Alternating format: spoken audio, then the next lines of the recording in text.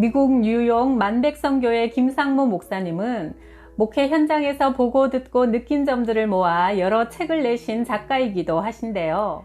그중 광야의 길이 나고 일요일의 바보들, 목사는 마네킹인가 세 권 중에서 한 번쯤 새겨들을 만한 이야기들을 골라 전해드릴게요. 수십 년간 목회하면서 수많은 임종자의 모습을 보니 천국 가는 사람과 지옥 가는 사람을 알 수가 있었다. 그들은 대부분 죽기 하루 전이나 2, 3일 전에 꿈을 꾼다. 목사님, 푸른 하늘에 교회의 종탑과 십자가를 보았습니다. 천군 천사의 노랫소리를 들었습니다. 하얀 세마포를 입은 분이 저를 안고 갔어요 하는 이들은 임종할 때 얼굴이 그렇게 평안할 수가 없다. 어떤 이는 갓난아이가 웃음을 머금은 듯 세상을 떠난다. 그런데 목사님, 검은 옷을 입은 세 사람이 들어오더니 제 다리와 손을 꽁꽁 묶었습니다. 아주 깜깜한 방에 제가 혼자 누워있는데 하늘에서 까만 보자기가 날아오더니 저를 감싸는 게 아닙니까? 그래서 제가 벌떡 일어났는데 꿈이었습니다. 제가 검은 구두를 신고 어디론가 가고 있었어요. 죽기 전에 이런 꿈은 그 사람이 가는 길을 말해주는 것이 아니고 무엇이랴.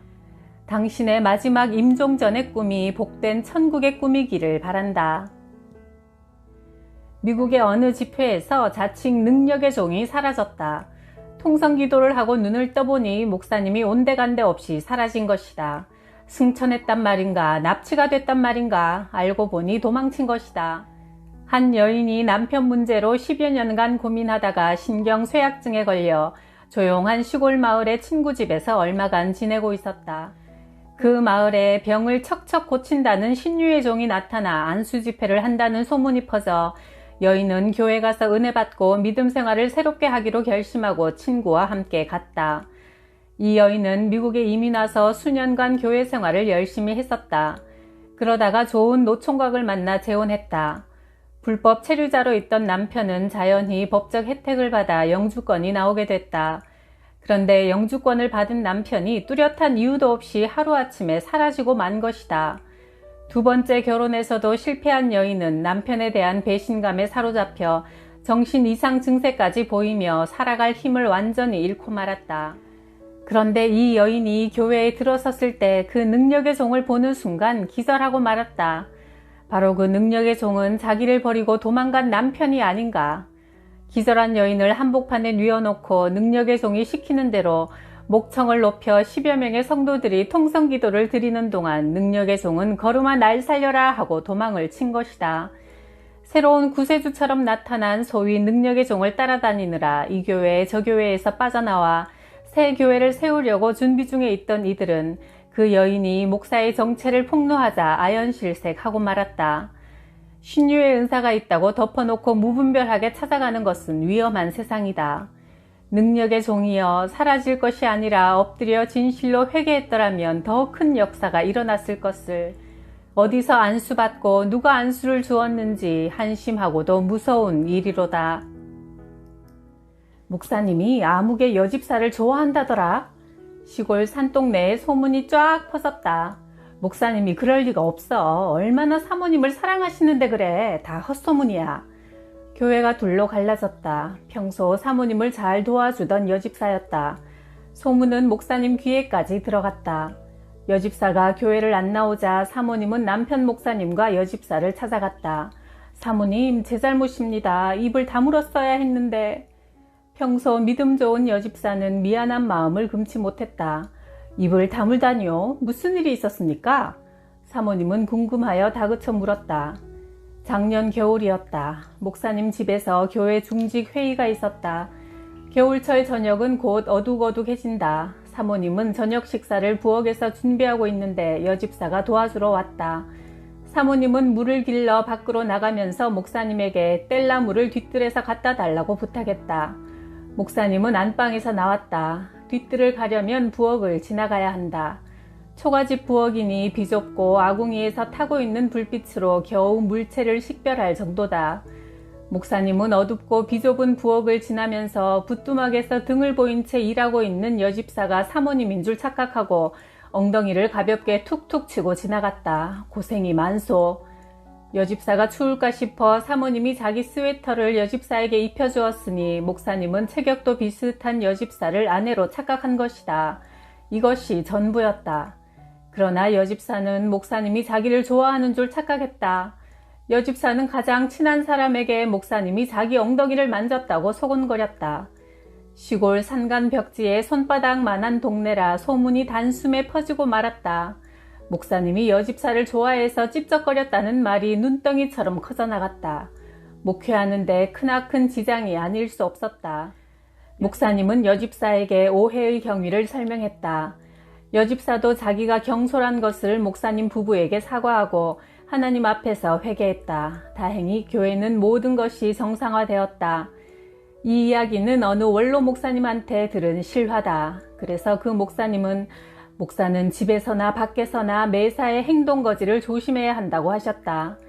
목사가 천사가 아닌 이상 실수도 있고 잘못도 있다. 교인들은 목사에 대한 뒷담화를 삼가야 한다. 목사가 인간이라지만 성직자의 위치라는 것을 생각하고 말을 함부로 내뱉어서는 안 된다. 그리고 무슨 오해의 요소가 있으면 직접 목사나 사모에게 상담하여 진위를 파악해야 한다. 여집사가 입을 다물지 않고 가장 친한 사람에게 이야기한 것이 큰 실수다. 직접 사모님에게 자초지종을 말하고 상담을 했더라면 문제는 간단히 해결될 것이었다. 오히려 사건 당시 목사님, 저 박집사예요. 사모님 옷을 입고 있어서 사모님인 줄 아셨죠? 라고 하는 슬기가 있었다면 더 좋았을 텐데 너무 뜻밖의 일이라 부끄러워 말도 못하고 당황했다고 한다. 목회자에 대한 오해는 빨리 풀어야 한다. 그렇지 않으면 교회를 무너뜨리는 마귀의 올무가 될 수 있기 때문이다. 하관식장에는 수십 명의 사람들이 우산을 받쳐들고 침통하게 서 있다. 어린 자식 둘을 두고 30이 갓 지난 젊은 여인이 스스로 목숨을 끊은 것이다. 3살 먹은 어린 딸이 마지막 가는 엄마의 관 위에 장미 한 송이를 올려놓고 마구 흐느껴 운다. 모두가 이 어린아이 때문에 또 울었다. 죽은 여인의 여동생이 내게 말했다. 목사님, 언니의 불륜관계가 드러났어요. 처음엔 형부와 심한 다툼이 있었지만 어린 자식을 둘이나 두었으니 가정을 위해 형부가 체념하고 너그럽게 용서했어요. 그러나 언니는 끝내 죄의식에서 풀려나지 못하고 고민하다가 자살한 거랍니다. 사람이 죄 문제를 풀지 못하면 가룟 유다처럼 끝내 멸망의 길을 택하게 된다. 언니는 주홍같이 붉은 죄라도 흰눈처럼 씻어주시는 예수님을 구원자로 영접하지 못하여 자살한 것이라고 나는 동생에게 설명했다. 인간이란 용서를 받아야 비로소 삶의 용기를 갖게 되는 존재다. 참다운 용서의 맛을 본 사람은 남도 용서할 수 있고 다른 사람의 용서도 받아들일 수가 있다. 용서의 길을 통하지 않고 천국 가는 사람은 아무도 없으니 하나님과 사람의 용서를 겸손히 받아들이고 용서받은 사람답게 살 일이다. 독일에서 부흥회를 인도할 때 나를 차에 태우고 가던 집사님이 말했다. 목사님, 바로 저 집 대문 있잖아요. 언젠가 제가 한밤중에 차로 대문을 받아 부서졌는데 아무도 보지 않았기에 얼마나 감사하던지요. 운전이 서툴렀던 때라. 작은 농촌의 마을길이 꼬불꼬불하여 운전하는 사람에겐 힘들어 보였다. 그래서 이 대문만 보면 늘 할렐루야 하며 지나간답니다. 나는 그 말을 듣고 깜짝 놀라 대꾸했다. 집사님, 남의 집 대문을 부수어 놓고 들키지 않은 것이 할렐루야라니 신앙 양심이 한참 잘못되었어. 다음 날 찾아가서 대문을 고쳐주고 사과하면서 나는 예수 믿는 사람이요 밝히는 것이 참으로 하나님께 영광 돌리는 신앙인의 삶이 아니겠소? 어떤 사람은 찬송가를 부르면서 가짜 꿀을 만드는 부모 때문에 교회를 멀리했다는 이야기도 들었다. 행함으로 증명되지 않는 믿음은 죽은 믿음이요 가짜 믿음으로는 천국 가지 못한다는 예수님의 말씀을 기억하고 살아야 할 것이다. 마귀 중에 가장 뛰어난 마귀는 차차 마귀로 일찍이 중세 때부터 그 명성이 높았다. 하루는 사탄이 마귀들을 집합시켰다. 너희는 지상으로 내려가서 가능한 한 많은 영혼들을 지옥으로 끌어오너라. 첫째 마귀는 천당과 지옥은 애초부터 없는 것이니 겁먹지 말고 하고 싶은 대로 마음껏 하고 살라며 권하고 다녔다. 둘째 마귀는 성경은 하나님의 말씀이 아니라 인간들의 기록이니 결코 속지 말라고 떠들고 다녔다. 그런데 셋째 마귀는 다른 수법을 썼다. 하나님도 존재하고 천당과 지옥도 물론 있으며 성경은 분명히 하나님의 말씀이라고 역설했다. 그러나 솥털같이 많은 시간, 모래알같이 많은 나날이니 천천히 믿으라고, 성경은 차차 볼 것이며 교회도 차차 나가도 늦지 않고 차차 예수님을 믿어도 천당에 갈 수 있다고 설득했다. 얼마 후 사탄은 부하 마귀들을 집합시켜 놓고 각기 낚아온 영혼의 수를 보고하라고 명령했다. 가장 많은 영혼을 지옥으로 끌고 온 마귀는 셋째 마귀였다. 그래서 셋째 마귀의 술법이 지옥 회의에서 채택되어 사탄으로부터 칭찬을 받았고, 셋째 마귀는 차차 마귀라는 이름이 붙었다. 이것은 중세 때 베네딕트 수도원에서 들려오는 일화다. 지금 바로 이 순간 우리 생명을 하나님이 불러가실 수도 있다는 것을 명심해야 한다. 바로 지금이 은혜의 때요 구원받을 날이로다. 고린도전서 6장 2절. 어느 여집사가 나를 집으로 식사 초대를 했다. 그의 남편은 큰 부자요 골프와 스키를 즐기는 세련된 중년 신사였다. 그가 내게 말했다. 당신들은 일요일에 바보요. 하나님이 일요일을 쉬라고 했다면 멋지게 쉬는 것이 하나님의 뜻이 아니겠소? 아니, 골프장에는 하나님이 계시지 않다는 말이요. 어디에나 계신다는 하나님께 잠깐 기도하고 휴일을 즐기면 되는 것이지 꼭 교회를 가야만 한다니 당신들은 일요일에 바보란 말이요. 얼마 후 크리스마스 무렵 그의 아내가 전화를 해왔다. 목사님, 저희 남편을 용서하시고 기도해 주십시오. 골프를 치다가 갑자기 심장마비를 일으켜 병원에 입원해 있습니다. 그러나 그는 입원한 지 일주일 만에 세상을 떠나고 말았다. 정말 어느 쪽이 일요일에 바보일까? 나는 30년 전 미국에서 $30가 넘는 금박 킹 제임스 대형 성경을 단 $1에 산 적이 있다. 80 가까운 한 노인이 집 앞에 안 쓰는 물건들을 놓고 팔면서 내놓은 성경책이었다. 속 표지에는 사랑하는 딸 메리, 이 성경 속에 인생의 길이 있고 삶의 양식이 있다. 매일 읽어라. 아빠, 엄마가 라고 적힌 큼직한 글이 있었다. 책을 펴보니 아주 새 책이었다. 전혀 읽은 곳이 없고 손때도 묻지 않았다. 부모가 물려준 성경을 내다 팔다니 조용한 충격을 받고 나는 물었다. 자녀가 있어요? 아들은 월남전 징집을 피하느라 캐나다로 도망가서는 지금껏 소식이 없고, 딸은 하버드 대학교 심리학과와 대학원을 나온 상담사였는데 3년 전부터 정신이 이상해져서 요양소에 있지요. 남편은 애들이 청소년 시절에 바람이 나서 집을 나가서는 지금까지 오리무중입니다. 듣고 보니 한 여인의 인생이 가엾어 참으로 딱했다. 왜 부모님 말씀대로 성경을 보지 않았을까? 왜 교회를 나가지 않았을까? 믿음의 가정으로 만들었다면 남편과 아들, 딸을 다 구원시켰을 텐데 참으로 안타까운 일이었다. 세상에 수많은 책이 있지만 한 권의 성경만은 국경을 초월하여 모든 인종이 다 평생 간직해야 할 책이 아닌가. 교인이라면 집집마다 성경책이 서너 권씩 꽂혀 있을 것이다. 당신의 성경은 손때 묻어 낡아 믿음의 가보로 자손 대대 전해지길 바란다. 라스팔마스는 세계적으로 유명한 관광지다. 스페인의 수도 마드리드에서 비행기로 3시간 정도 남쪽으로 가면 아프리카 서쪽 대서양에 7개의 섬이 있으니 카나리아 군도다. 이곳의 중심 도시인 라스팔마스는 40만 인구로 섬 크기가 제주도만 하다. 일명 대서양의 하와이라고 하여 특히 겨울철에는 전 유럽에서 관광객이 연간 300만이나 몰려든다. 약 7,000명의 한국 선원들이 360여 척의 배를 타고 어업에 종사하고 있는데 83년에 이곳에 한인교회에 부흥회를 인도하러 가니 이정봉 담임 목사가 말했다. 목사님, 저 언덕 위에 있는 건물이 유명한 호화클럽이었는데 우리가 사서 교회를 세우려고 하니 기도해 주세요. 그 기도가 몇 년 뒤 응답되어 지금은 그곳이 교회가 되었다. 부흥회 첫날 설교 바로 직전 사회자 목사님이 말했다. 이 시간은 멀리 대서양에서 어업 중에 있는 할렐루야호에서 특송을 하겠습니다. 할렐루야호 나오시오 오버.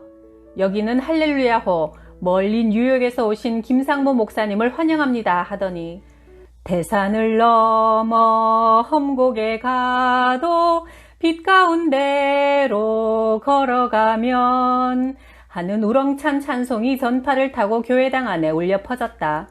수백 마일 떨어진 대서양 바다에서 들려오는 찬송 소리에 가슴이 뭉클해졌다. 300여 명의 성도들도 숨을 죽이고 조용히 귀를 기울였다. 이렇게 하여 새벽 기도회부터 나흘 동안의 모든 집회 상황이 교회 방송망을 통해 전 대서양에 나가 고기잡이를 하고 있는 선박에 중계되었다. 그러고 보니 수천 명의 선원들이 그 집회에 참석한 셈이다. 낮에는 정박해 있는 배에 가서 전도했다. 일주일에 3번씩 여선교회에서 비빔밥, 떡국 등을 정성껏 만들어 선원들을 대접하고 예배를 드리며 전도하니 거의 모든 선원들이 교회에 등록하는 기적이 일어났다. 선원들이 머무는 숙박소에 가서도 전도하니 살인죄로 복역 중에 있는 형제가 거듭나 중국인 동료를 주님께로 인도했다. 가장 높고 아름다운 언덕에 예배당을 마련하고 하나님의 사랑을 전하며 영혼을 구원하는 라스팔마스 순복음교회는 마치 초대교회처럼 주변 한국인과 스페인 사람들에게 칭찬과 존경을 받아 하나님께 영광을 돌리니 기쁨이 넘쳤다. 샌프란시스코에 가서 우리 일행은 한국 식당을 찾아가 음식을 시켜놓고 담소하고 있었다. 미국 사람 둘이 들어오더니 냉면이 있느냐고 물었다. 얼마 있다가 냉면이라고 가지고 나온 것을 보니 정식 냉면이 아니라 라면을 삶아 냉수를 붓고 양념한 것이었다. 내가 주인 아주머니에게 아니 그게 라면이지 냉면입니까? 하니 퉁명스레 제까지 것들이 뭘 아나요? 한다. 냉면은 메밀국수로 만드는 것이 원칙인데 이 작은 한국 식당이 양심껏 음식을 팔지 않고 돈을 벌려고 속임수를 쓰는 것을 보니 마음이 아팠다. 몇 년 후 다시 샌프란시스코에 들렀을 때 그 식당이 문 닫은 것을 보고 이민교회의 목회도 마찬가지겠구나 하는 생각이 들었다. 복음의 말씀을 진실 그대로 전해야 하는데 이상야릇한 사람의 생각을 물타서 교인들을 혼미케 하는 목회는 오래 갈 수 없는 것이다. 라면은 라면이고 냉면은 냉면이어야 한다. 어느 가을날 아침 여의사한테서 전화가 왔다. 그녀는 외아들을 둔 엄마다. 목사님, 이거 미치고 환장하겠습니다. 이런 일도 있습니까? 분명한 인종차별입니다. 학교를 고소하려고 합니다. 흥분된 음성이다. 외아들 마이클이 하버드 대학에 입학이 안 된 것이다. 마이클은 전교 학생회장을 지냈고 성격이 활달하며 리더십이 뛰어나다. 미국 대학 시험인 SAT 시험 성적이 수학은 만점이요 영어도 고득점이다. 수영과 배구 선수요 바이올린도 수준급이다. 3년간 고등학교에서 수석을 했다. 그러나 아들이 지망한 의대에 입학이 안 되니 모자가 침울한 날을 보내다가 답답하여 내게 전화한 것이다. 학교 당국을 찾아가서 직접 물어보세요. 무슨 이유가 있겠지요. 얼마 후 다시 전화가 왔다. 아들의 성적과 조건이 똑같은 학생 셋을 놓고 입학심사위원회에서 진지하게 토의를 했단다. 최종 2학생을 골랐는데 아들이 선택되었고 다시 그중 한 학생만 선출하는데 아깝게도 떨어졌다. 선택된 학생은 자기 아들과 다른 조건은 다 똑같은데 다른 것 하나를 더했다. 해마다 적십자사에 가서 헌혈한 기록이 있었다. 생명 같은 피를 다른 사람을 위해 꾸준히 줄 수 있는 선한 마음을 가졌다는 것. 긍휼의 마음을 가진 자가 의사가 되는 것이 좋지 않겠느냐는 학교 당국의 이야기다. 환자를 위해 희생할 수 있는 쪽은 그 학생이 아니겠냐고 반문하는 물음에 할 말이 없었다고 한다. 목사님, 마태복음 5장 7절 말씀에 긍휼히 여기는 자는 복이 있나니 저희가 긍휼히 여김을 받을 것이미요 하셨는데 우리 아이가 긍휼을 베풀지 않았으니 긍휼히 여김을 받지 못한 것은 당연하지요. 평소에 모자는 교회를 다니지 않았지만 어렸을 적 주일학교에서 들은 말씀이 생각이 난다고 했다. 마이클 엄마, 바로 그거요. 이제부터 교회 나가고 아들에게도 하나님을 알게 하시오. 그 후 아들은 1년간 병원에서 자원봉사자로 일했고 교회도 열심히 다녔다. 1년 후 전화가 또 왔다. 기쁨이 넘치는 음성이다. 목사님, 우리 아이가 하버드 의대에 들어갔습니다. 목사님의 지도와 기도 덕분입니다. 감사합니다. 나는 하나님께 감사드리라고 하고 할렐루야로 축하해 주었다.